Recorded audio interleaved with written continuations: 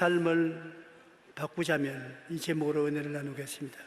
미국의 심리학자 데이비드 리버만은 나에겐 분명 문제가 있다라는 책에서 이렇게 말을 했습니다. 사람은 자신이 생각하는 모습대로 된다. 지금 자신의 모습은 자신의 생각에서 비롯된 것이다.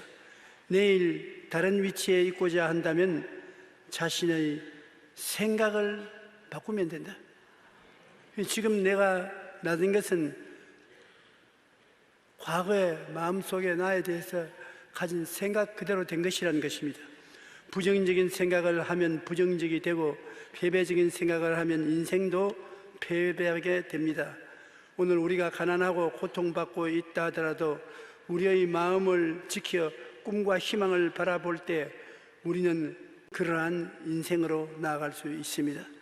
지금 아무리 헐벗고 굶주리고 고통스럽고 음울해도 우리 마음속에 꿈과 희망을 분명히 가지고 내일은 오늘보다 좋아진다. 다음 달은 금번 달보다 좋아진다. 나의 명예는 금년보다 더 나아진다는 진취적인 꿈과 희망을 가지고 있으면 그대로 된다는 것입니다. 지금 눈에는 아무 증거 안 보이고 귀에는 아무 소리 안 들리고 손에는 잡히는 것이 없어도 좋으신 하나님께서 우리에게 모든 일에 항상 넉넉한 은혜를 주셨다는 것을 깨닫고 생각하고 꿈꾸고 믿고 선언해야 합니다. 하나님은 좋으신 하나님입니다. 그러므로 하나님이 나와 같이 계심으로 나는 영혼이 잘 되고 범사가 잘 되며 강건하게 된다고 생각하고 꿈꾸고 믿고 항상 그렇게 말하라는 것입니다. 그러면 모든 좋고 나쁜 일이 나를 통해서 나타난다는 것입니다. 그럴 때 우리 삶은 말씀대로 우리의 생각대로 복된 삶을 가질 수가 있게 되는 것입니다. 내가 원치 않은 일들이 나의 인생길에 많이 나타납니다. 광풍이 불어닥치고 폭우가 마구 쏟아지고 마른 땅같이 고통스럽고 곤비한 광야같이 삶이 고달프고 슬플 때가 있습니다. 왜 이런 일이 다가오느냐?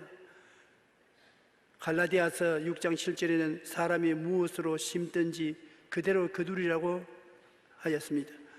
우리는 우리의 마음밭에 어떤 생각과 말과 행동의 씨앗을 심는가를 깊이 생각해야 되는 것입니다.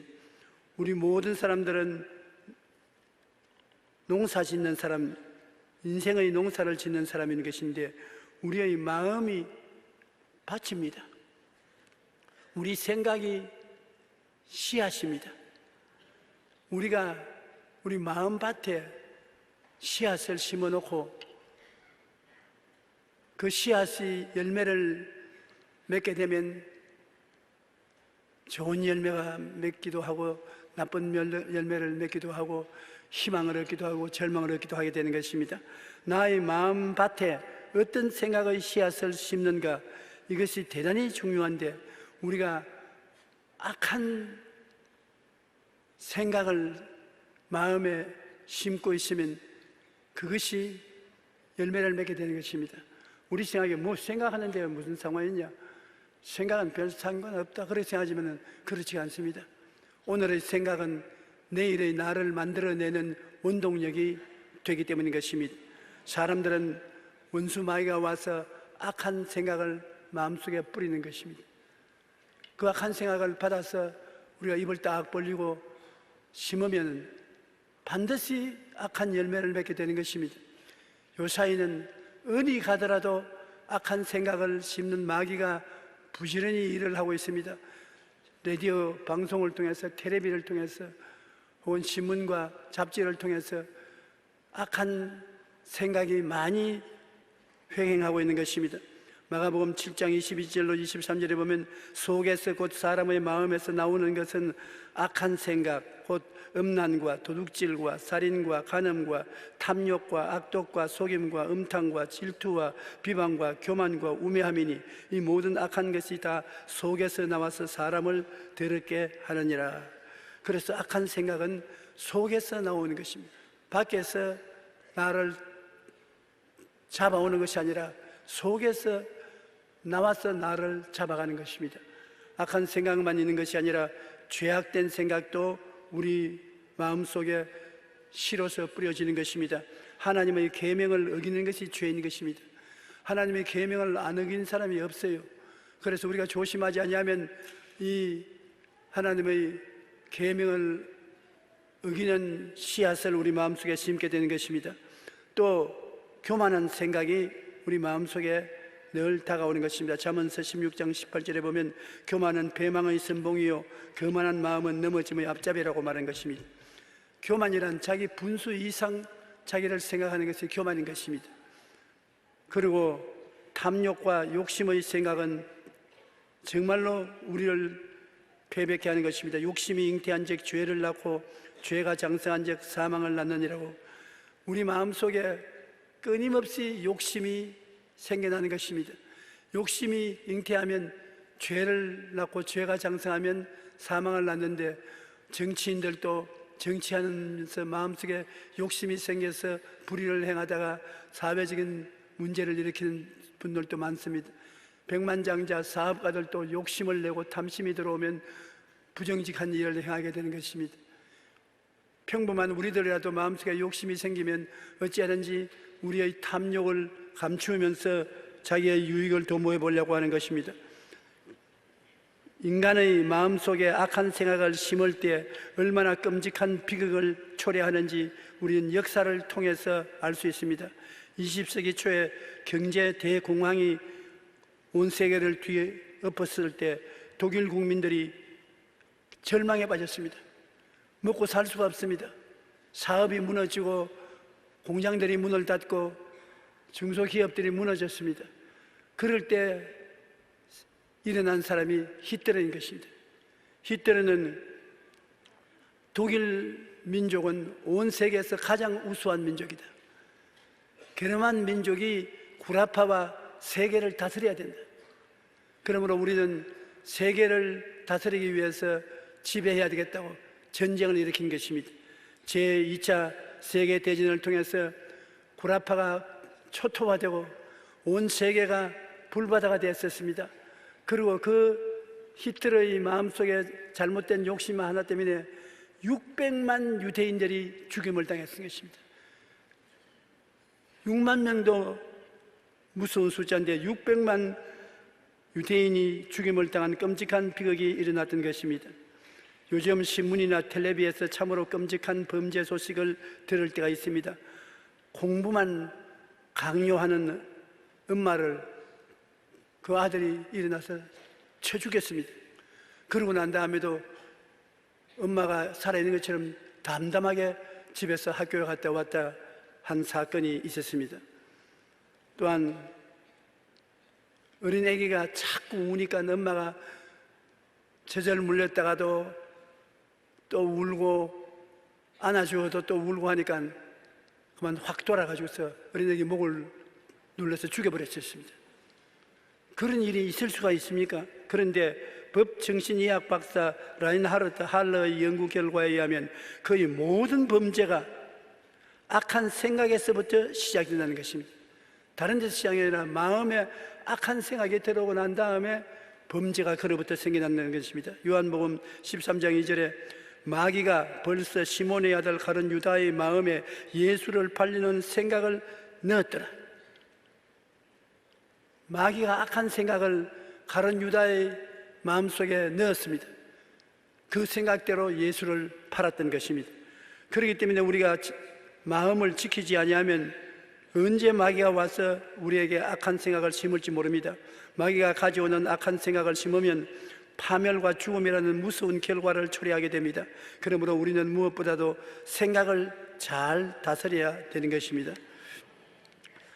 우리가 하나님께로부터 받은 축복의 씨앗이 있고 무기가 있습니다. 감사와 기쁨과 찬양으로 하나님께 기도하고 아뢰면 굉장한 축복을 가져오게 되는 것입니다. 많은 사람들이 저에게 묻습니다. 마귀는 도둑질하고 죽이고 멸망시키고 염려, 근심, 불안, 초조, 절망을 가져오는데 마귀를 대적할 수 있도록 가르쳐 줘야 되지 않겠습니까? 마귀를 대적하라 하는데 어떻게 마귀가 오지 않도록 하는 것입니까? 여러분, 우리가 마음속에 부정적인 마음이 생기고 염려, 검심, 불안, 초조, 절망이 생기고 미운 마음, 고약한 마음, 좌절된 마음이 생길 때 이를 청산하는 하나님이 주신 무기는 감사인 것입니다. 자꾸 감사할 수 없는 입장에서 감사합니다, 감사합니다, 감사합니다를 하면 감사는 희한한 능력을 발휘해서 쓰디쓴 마음의 원한이 사라지고 염려 근심이 사라지고 쓴물이 달아지고 희망차게 되는 것입니다. 심신의 병고와 괴로움이 다가올 때 그 부정적인 생각을 어떻게 피할 수 있는 것입니까? 병고와 괴로움, 부정적인 생각을 없애기 위해서는 하나님께 감사와 찬양을 드리라는 것입니다. 우리의 이성적인 생각으로는 바보 같은 생각인 것입니다. 감사와 찬양을 드린다고 해서 마음의 염려, 근심, 좌절, 절망, 고통, 미움이 사라지겠느냐? 그러나 체험을 통해서, 성경 말씀을 통해서 하나님께 감사하라는 가르침을 주시고 있는 것입니다. 사도행전 16장 24절로 26절에 보면 바울과 실라가 빌립보에 가서 복음을 전해서 큰 성과를 거두었습니다. 그래서 그들이 하루는 기도 처소로 가는데 한 여자가 따라오면서 고함고함을 쳤습니다. 이 사람은 하나님의 사람들로서 하나님 앞에 나아가는 길을 가르치는 위대한 종이라고. 그러나 바울이 굉장히 마음의 고통을 느꼈습니다. 그 말을 하는 분이 다른 분이 아니라 빌립보시에서 유명한 점쟁입니다. 귀신이 들려서 점을 치는데 아주 비상하게 점을 쳐서 주인에게 돈을 굉장히 벌게 했는데 이 귀신 들린 여자가 따라다니면서 자꾸 하늘에 하나님이 보내신 사자들이라고 하니까 괴롭습니다. 어떤 사람 말하기를 공짜로 따라오면서 선전해 주니 좋지 않느냐? 안 좋습니다. 왜냐하면 좋은 사람이 와서 선전을 해주면 좋은데 귀신 들린 여자가 따라와서 선전하니까 사람들 보기에 한패구나. 바울과 실라도 한패로 느껴지기 때문에 전도하는 것이 귀신의 예언과 같이 생각하게 되므로 큰 낭패가 되는 것입니다. 그래서 바울이 그 여자를 돌아보고서 나사렛 예수 이름으로 명하노니 너희 귀신아 나오라. 그러니까 그 자리에서 귀신이 나오고 이 여자가 정신이 바로 서게 된 것입니다. 주인이 와보니까 돈벌이 다 했단 말입니다. 이제 귀신이 없으니까. 그러니까 바울과 실라를 붙잡아서 호함호함을 쳤습니다. 여러분이여 모여라. 이 사람들은 유대 사람으로서 우리 로마 사람들이 지키지 못할 잘못된 이단을 가르치고 있으니 이 사람들을 벌주어야 된다. 그래서 사람들이 모여와서 그만 돌멩이를 가지고 때려서 온몸에 상처가 나고 피투성이가 되었습니다. 그런 것을 또 끄집어 면장에게 데려가니까 면장이 감옥에 갇혀서 단단히 혼을 내주라고. 그래서 감옥의 깊은 곳에 쇠고랑에 차서 놓아두었습니다. 이 억울한 사항을 대할 때 어떻게 마음을 먹을 수가 있는 것입니까? 배가 고프지요. 맞은 곳이 쓰라리지요. 재판도 받지 않고 그대로 잡아서 감옥 깊은 곳에 쇠고랑에 차여졌지요. 견딜 수가 없습니다. 그럼에도 불구하고 바울과 실라는 하나님이 주신 약을 바르고 하나님이 주신 무기를 사용했습니다. 기도하고 난 다음 찬송하는 것입니다. 제수들이 다 잠을 자려고 하는데 이 두 사람이 찬송을 부르는데 굉장히 마음에 감동이 됩니다. 찬송은 곡조 있는 기도이기 때문에 찬송을 아주 성령의 충만한 가운데서 부르니까 사람들이 마음에 감동을 입었는데 갑자기 우르르 하더니만 지진이 일어나서 내리 흔들기 시작하는 것입니다. 이번에도 제가 일본에 전번 주일에 전도 갔는데 밤 자정이 넘어가지고서 갑자기 내가 몸이 흔들흔들해요. 그래서 내가요 요사이 너무 일을 열심히 하고 안 쉬었더니만 혈압이 모르는가, 너 혈압을 재보려고 혈압계를 찾으니까 그냥 막 흔들려서 그냥 꼬부라져요. 그래요, 우르르 소리 나는데 텔레비를 들어보니까 여러분 지진이 났으니까 대피하라고. 제5도 지진이 일어나는 것입니다. 지진이 일어나면 몸이 막 흔들리기 때문에 정신 차릴 수가 없어요. 전에 일본에서 큰 지진이 일어났을 때도 제가 일본에서 있었는데 아유, 몸이 막 전후 좌우로 흔들리는데 몸을 가늠할 수가 없어요. 바울과 실라가 빌립보 감옥에서 찬송을 부르니까 몸이 막 흔들리는데 왜 몸이 흔들리느냐?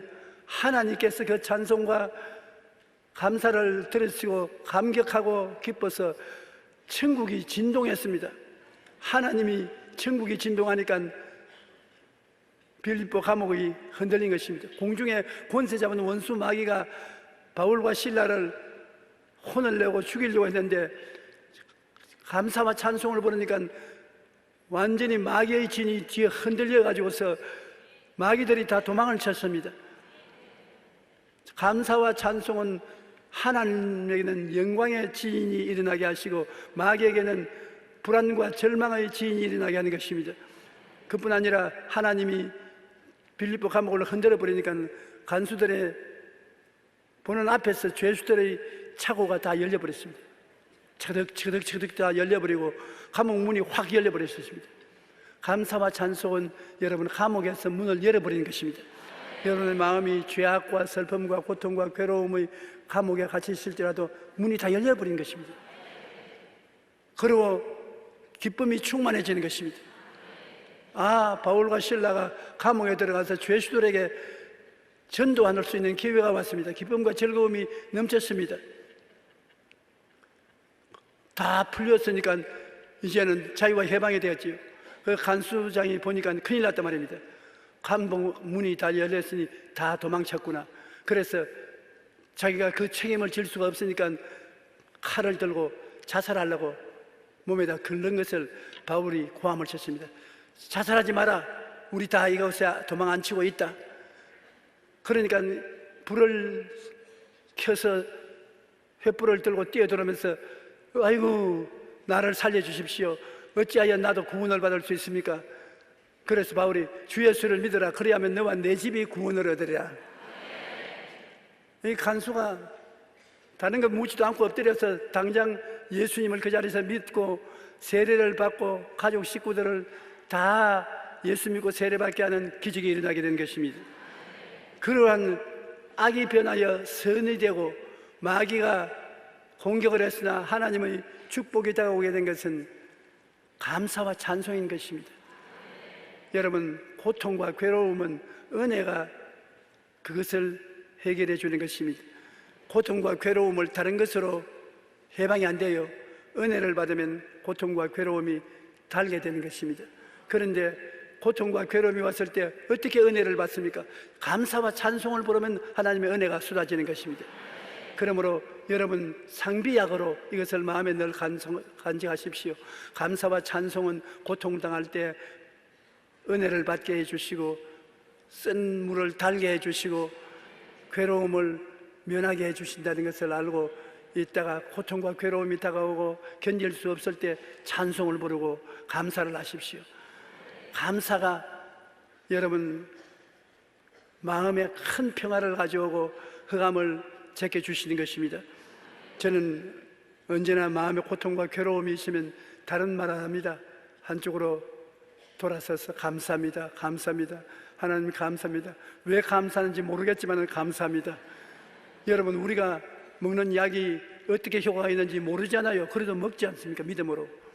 여러분 밥을 먹으면 밥이 뱃속에 들어가서 어떻게 소화가 되어서 다 영양분이 되는지 모르잖아요. 몰라도 배가 고프면 먹으면 되는 것입니다. 그래서 감사도 하나님 앞에 드리는 제사이기 때문에 감사를 드리면 그 효과가 우리의 생활 속에 나타나게 되는 것입니다. 빌립보 4장 4절로 7절에 보면 주 안에서 항상 기뻐하라. 내가 다시 말하노니 기뻐하라. 너희 관용을 모든 사람에게 알게 하라. 주께서 가까우시니라. 하나님께 기뻐하고 감사하면 하나님이 가까이 오신다는 것입니다. 여러분 하나님 어디 계십니까? 구만리장천 멀리 계시는데 내가 어떻게 하나님을 만날 수 있습니까? 그렇지 않습니다. 감사하고 찬양하고 기뻐하고 즐거워하면 하나님이 가까이 오시는 것입니다. 아무것도 염려하지 말고 다만 모든 일에 기도와 간구로 너희 구할 것을 감사함으로 하나님께 아뢰라. 그리하면 모든 지각에 뛰어난 하나님의 평강이 그리스도 예수 안에서 너희 마음과 생각을 지키시리라. 우리 예수 믿는 사람들이 신앙을 실천하지 않습니다. 성경은 잘 읽고 설교 들을 때 마음에 공감을 하지만 실제 생활에 실천을 안 해요. 아무것도 염려하지 말라고 했었습니다. 우리가 염려할 일이 얼마나 많습니까? 그런데 성경에는 아무것도 염려하지 말라고 말한 것은 염려와 근심은 하나님이 대신해 주시겠다는 것입니다. 우리는 우리 염려와 근심을 다 주께 맡겨라. 그러면 제가 너를 돌보시라고 하셨으니 하나님이 여러분께서 기뻐하고 즐거워하고 감사하고 찬송하면 가까이 오셔서 자, 염려와 근심을 다 내게 내놓아라. 내가 너를 돌봐 주겠다. 하나님께 우리가 다 바치고 의지하면 하나님이 돌보아 주셔서 그 대신 평안으로 마음속에 채워주시는 것입니다. 마음에 평안이 오면은 응답받은 것입니다. 사람들이 자꾸 말하기를 얼마나 많이 기도해야 되는 것입니까? 얼마나 많이 기도해야 주님이 응답받습니까? 응답해 주시는 것을 어떻게 압니까? 알지요. 우리가 기도할 때 마음에 늘 불안과 공포가 그대로 있으면 응답받지 못했어요. 그러나 마음이 편안해지면 더 이상 기도할 필요 없습니다. 감사와 찬송하고 노래할 때인 것입니다. 평안, 이것이 하나님이 기도 응답해 줬다는 표시인 것입니다. 여러분, 마음이 평안하면 하나님이 같이 계신다는 증거가 되고, 마음에 공포와 불안이 있으면 마귀가 같이 있다는 증거가 되는 것입니다. 그러므로 마음이 불안하고 공포가 있으면 여러분 하나님 앞에서 간절히 기도하십시오. 마음의 염려와 근심을 다 기도하고 평안이 올 때까지 하나님께 부르시려면 하나님께서 평안을 주실 때 그때는 하나님이 여러분에게 가까이 와 계신 것을 증명하는 것입니다. 시편 50편 23절에 감사로 제사를 드리는 자가 나를 영화롭게 하나니 그 행위에 옳게 하는 자에게는 내가 하나님의 구원을 보이리라. 감사로 제사를 드리고 마음에 평안이 오게 되면 하나님께서 구원해 주신다는 것입니다. 하나님의 능력을 베풀어 주시는 증거가 나타나는 것입니다. 우리가 이 세상에 살면서 삶의 자원이 어디에 있습니까? 돈이 삶의 자원입니까? 그렇지 않으면 청춘이 삶의 자원입니까? 집이나 땅이 삶의 자원이 되는 것입니까? 무엇이 우리에게 삶의 자원이 되는 것입니까? 여러분, 물론 돈도 우리 삶을 행복하게 만들어가는데 필요한 자원이 될 수 있습니다. 집도 토지도 자원이 될 수 있지만은, 그러나 그런 것은 잠시 있다 사라지는 안개와 같이 곧 없어지는 것입니다. 여러분의 생애 속에 빼앗을 수 없고 빼앗기지 않는 자원이 있는데 그것이 뭐냐면 믿음인 것입니다. 주님께서 내 믿은 대로 될지어다고 말씀하지 않으셨습니까? 마음에 믿음이 있으면 여러분이 소원하는 바를 기도하고 믿으면 믿음대로 되기 때문에 믿음이 위대한 자원이 되는 것입니다. 예수님께서 요한복음 11장 25절로 26절과 40절에 예수께서 이르시되 나는 부활이요 생명이니 나를 믿는 자는 죽어도 살겠고 무릇 살아서 나를 믿는 자는 영원히 죽지 아니하리니 이것을 내가 믿느냐. 예수님이 계시는데 우리가 예수님을 믿으면 부활하고 생명도 없고 죽지도 않고 영원히 사는 놀라운 축복을 받게 되는 것입니다. 사람이 돈으로서 부활할 수 없습니다. 지위와 명예와 권세로서 부활할 수 없습니다. 그러나 예수를 믿는 믿음만 가지고 있으면 부활하여 영생을 얻고 낙원에 들어가고 하나님과 영원히 살게 되는 축복을 얻을 수 있는 것입니다. 놀라운 자원인 것입니다. 이런 자원이 세상에 어디 있는 것입니까? 예수께서 이르시되 내 말이 내가 믿으면 하나님의 영광을 보리라 하지 아니하였느냐. 우리가 믿기만 하면 어느 곳에 하나 하나님의 영광을 볼 수가 있습니다. 절망은 소망이 되고 죽음은 생명이 되고 무는 유가 되고 실패는 성공이 되고 놀라운 하나님의 영광이 우리에게 나타나기를 기다리고 있는 것입니다. 나사로가 죽었을 때 무덤에 들어간 지 나흘이 되어 썩은 냄새가 날 때 하나님께서 마리아와 마르다를 찾아오셔서 마리아와 마르다, 너 오라비가 살게라고 하셨습니다. 그러나 마르다와 마리아는 말하십니다. 죽은 지 나흘이 되어 썩은 냄새가 납니다. 너 오라버지 묻어놓은 무덤에 가자. 무덤에 가니까 돌을 옮겨 놓아라. 마르다가 주님, 안 됩니다. 죽어서 무덤에 들어간 지 나흘이 되어 냄새가 납니다. 주님께서 마르다를 보시고, 내가 내게 말하니 너가 믿으면 하나님의 영광을 보리라 하지 않았느냐. 예수님께서 계실 때는 하나님께 맡기고 믿으면 하나님의 영광을 보는 것입니다. 그래서 그들이 무덤 문을 옮겨 놓으니까 예수님께서 말씀하셨습니다. 나사로야, 나오라.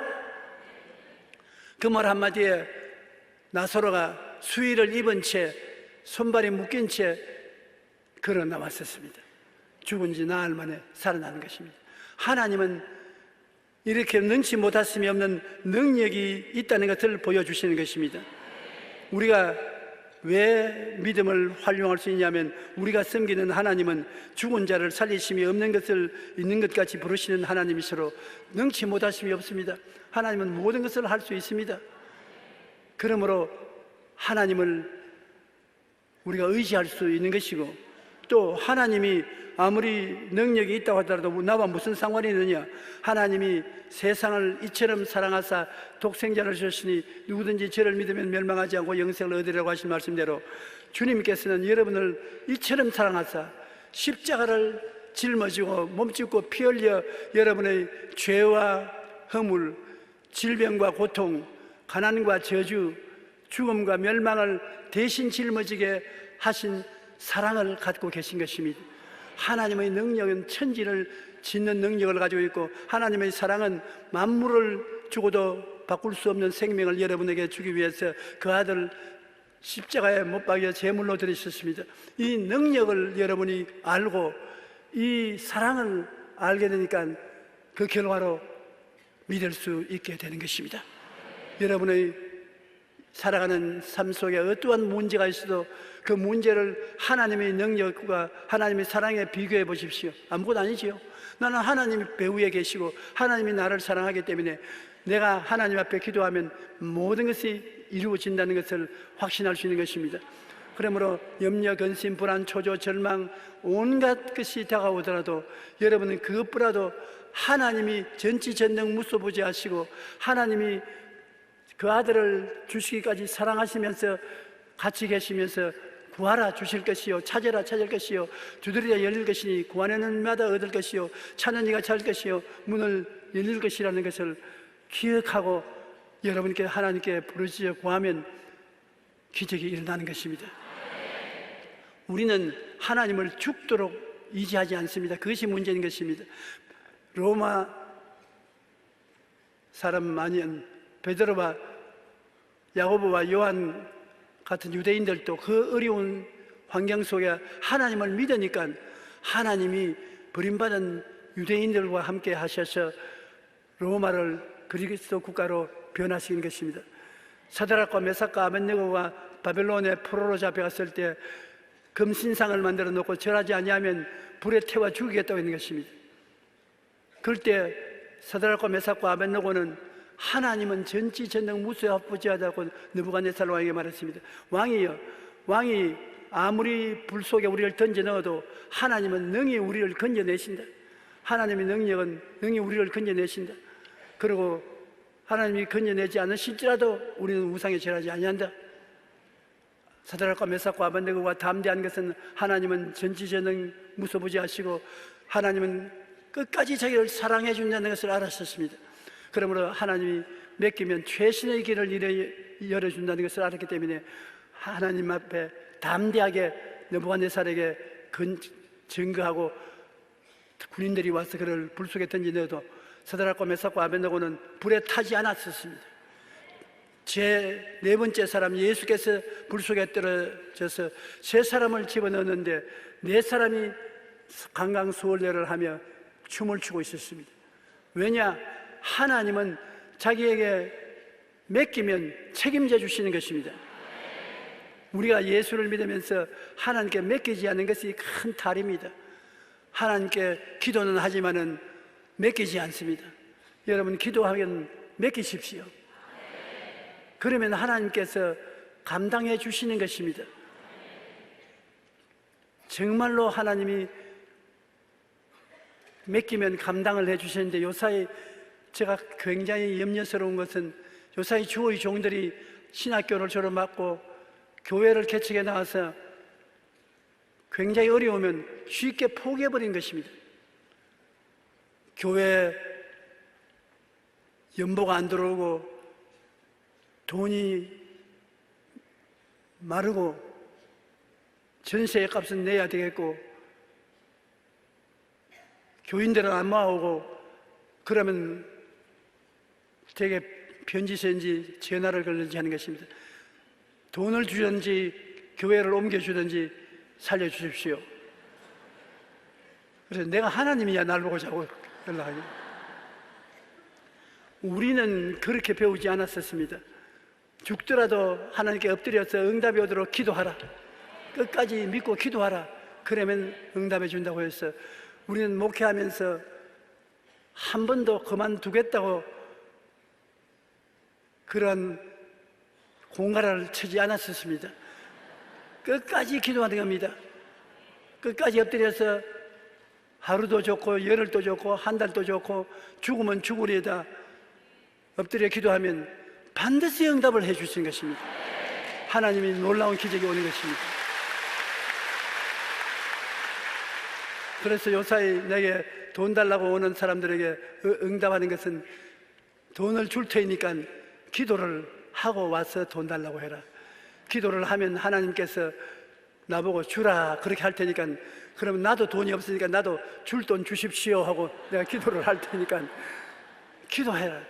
여러분, 기도가 하나님이 역사하는 능력을 이끌어오는 수단이 되는 것입니다. 하나님의 전지전능 무소부지하신 능력은 변하지 않았습니다. 어제나 오늘이나 영원토록 동일하신 것입니다. 하나님의 사랑도 변하지 않았었습니다. 하나님이 여러분을 뜨겁게 사랑하시는 것입니다. 여러분을 지명하여 내 것이라고 불러서 품에 안은 하나님이신 것입니다. 그래서 우리 하나님을 믿을 수가 있는 것입니다. 전능하시니 믿을 수 있고 절대적인 사랑을 해주시기 때문에 믿을 수가 있는 것입니다. 우리가 아직 죄인 되었을 때 그리스도께서 우리를 위하여 죽으심으로 하나님께서 우리에 대한 자기의 사랑을 확정하신다니라. 죄인 된 우리들을 사랑해 주셨는데 이제 믿게 된 우리들을 어떻게 사랑해 주지 않겠습니까? 여러분, 죄를 짓고 불의하고 추악할 때 세상에서 누더기 옷을 입고 살 때 그때도 하나님이 우리를 불쌍해서 끌어안아 주셨는데, 그 다음 회개하고 예수를 믿고 구원을 받고 난 다음에 천사가 되느냐? 구원을 받고도 천사가 하루마침에 되지 않습니다. 구원받고 난 다음에도 일이 넘어지고 덜이 넘어지고 이런 실수 저런 실수 많이 하는 것입니다. 그렇다고 하나님이 버리지 않습니다. 하나님은 성령을 주셔서 여러분을 씻어주시고 올바르게 살도록 격려해 주시면서 품어주시기 때문에 여러분이 잘못했다고 버리지 않습니다. 그러므로 죄악 덩어리일 때도 사랑해 주신 주님께서 죄를 벗어나서 주님에게 들어오면은 실수하더라도 붙들어 주시고 은혜 베풀어 주셔서 여러분을 사랑하시고 올바르게 서도록 도와주시는 것입니다.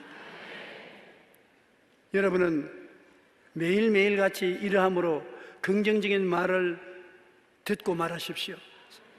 이야기하다가도 상대방이 여러분 앞에 부정적인 말을 합니다. 못한다, 안 된다, 할 수 없다, 끝장났다, 힘이 없다, 우리는 파멸이다, 이런 말을 하거나 달아나십시오.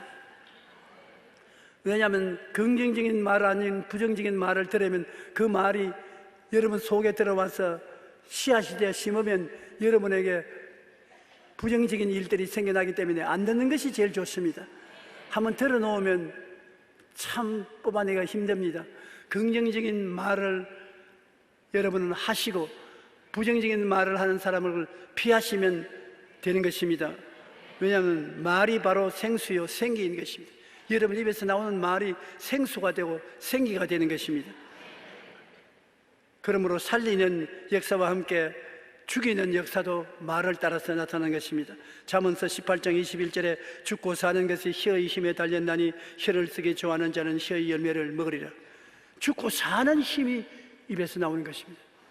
그러므로 여러분께서 입으로 부정적인 말을 하면 그것이 죽이는 힘이 되어서 주위에 역사하는 것입니다. 죽고 사는 권세가 입에서 나오니까 우리 입에서 말하는 것을 굉장히 주의해야 되는 것입니다. 선한 말은 꿀송이 같아서 마음에 달고 뼈에 양약이 되느냐. 마음에 하나님 말씀하고 긍정적이고 적극적인 말을 하면 이것이 양약이 되고 꿀이 된다. 꿀같이 달고 약같이 치료를 하는 역사를 베풀어 주는 것입니다.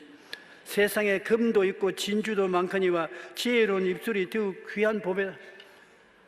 금도 있고 은도 있고 다이아몬드도 있고 보배도 있지만은 실제로 여러분의 인생을 변화시키는 것은 입술에서 나오는 말이 여러분을 변화시킨다는 것입니다.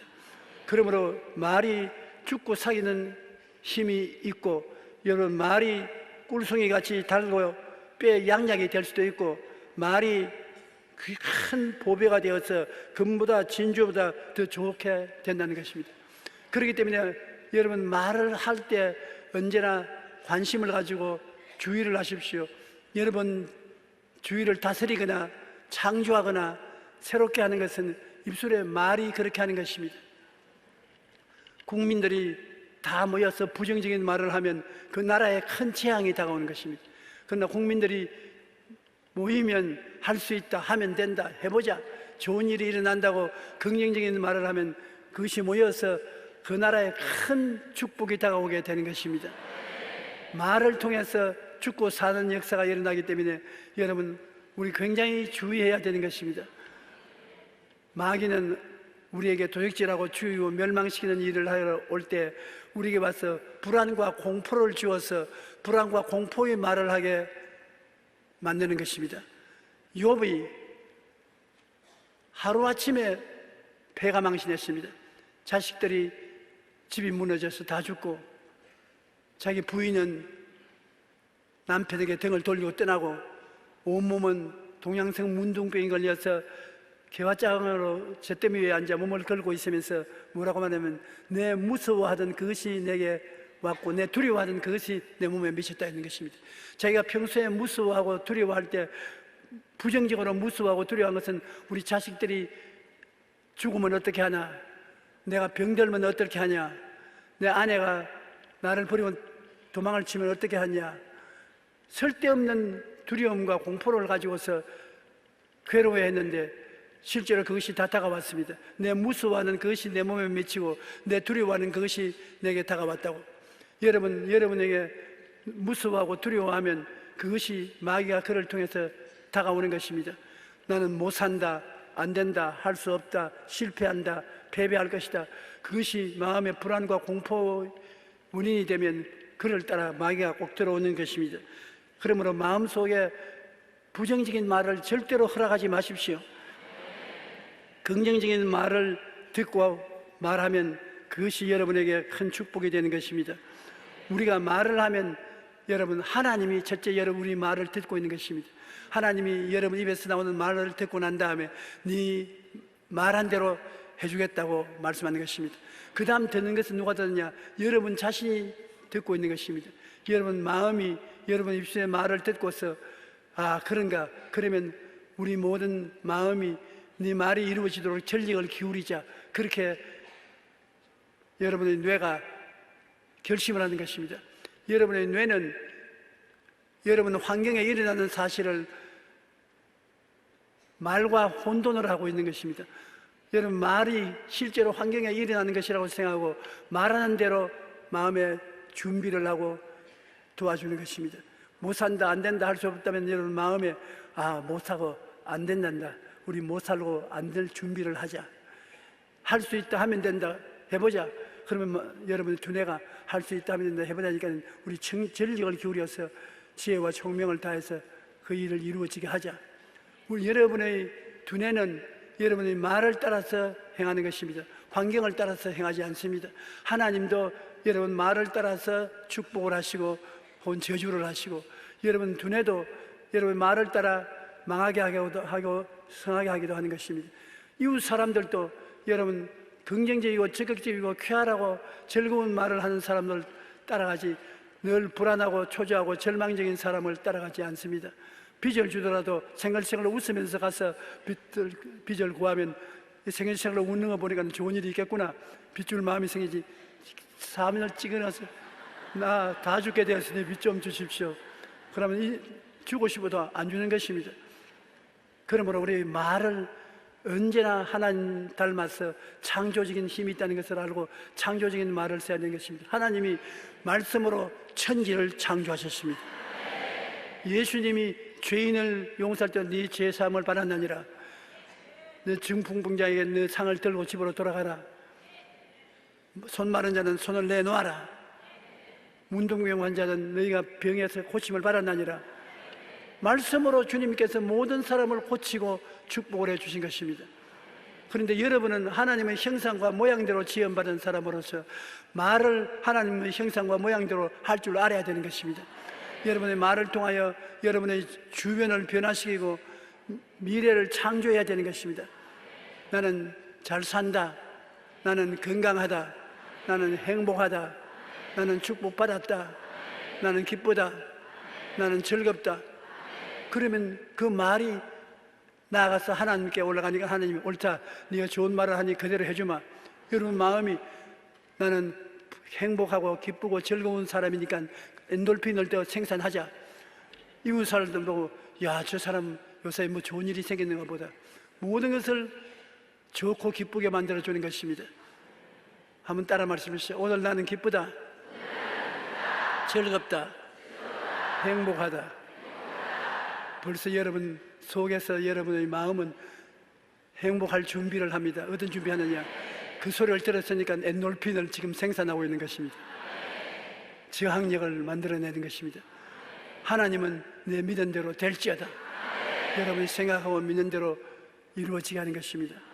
그러므로 마음 바탕을 우리가 만드는 데 따라서 운명을 심게 되는 것입니다. 마음이 바치면 여러분의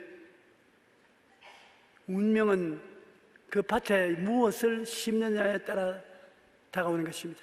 좋은 씨앗을 심거나 나쁜 씨앗을 심거나 이것은 입의 말로서 결정되는 것입니다. 우리의 마음밭에 우리는 내일 거둘 열매를 심는 것입니다. 생각도 좋은 생각은 좋은 씨앗이요 나쁜 생각은 나쁜 씨앗입니다. 말도 긍정적인 말은 좋은 씨앗이요 부정적인 말은 나쁜 씨앗입니다. 행동도 선한 행동은 좋은 씨앗이요 악한 행동은 나쁜 씨앗입니다. 생각도 말도 행동도 마음을 움직이면 그것이 나의 운명을 만드는 요소가 되는 것입니다. 모든 지킬 만한 것 중에 더욱 내 마음을 지켜라. 생명의 근원이 이에서 나느니라. 사주팔자가 다른 데 있는 것이 아니라 우리 마음에서 생겨나는 것입니다. 죽고 사는 것이 마음에 무엇을 심느냐에 따라서 오는 것입니다. 여러분 오늘 이 시간 예배를 마치고 나가실 때 마음에 하나님의 은총을 받아서 심고 나가면은 큰 수확을 얻은 것이 되는 것입니다. 천국도 마음에서,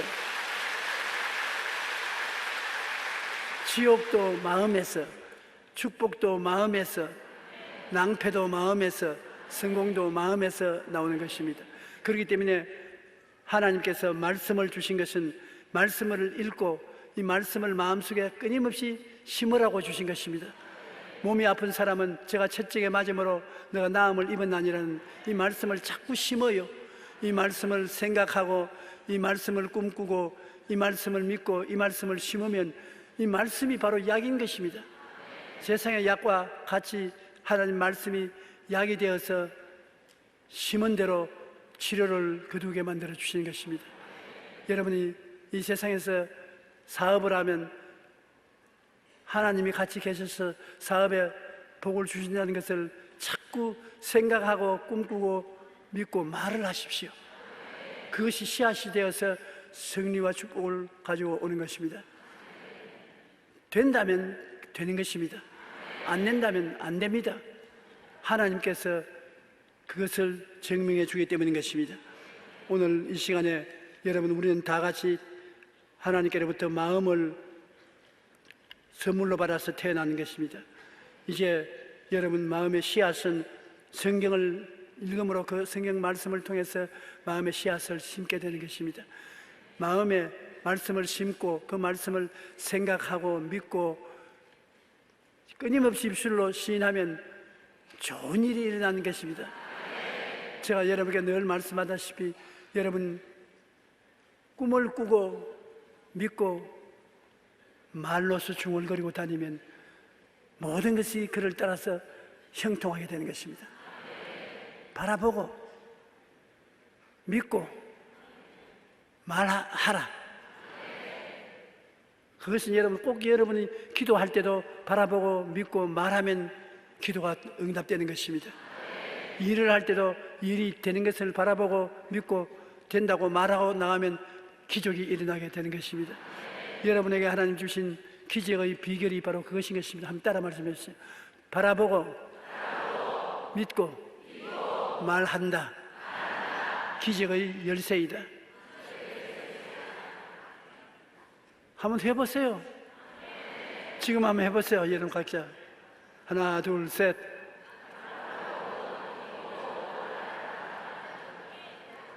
맞는 사람도 있고 틀린 사람도 있어요.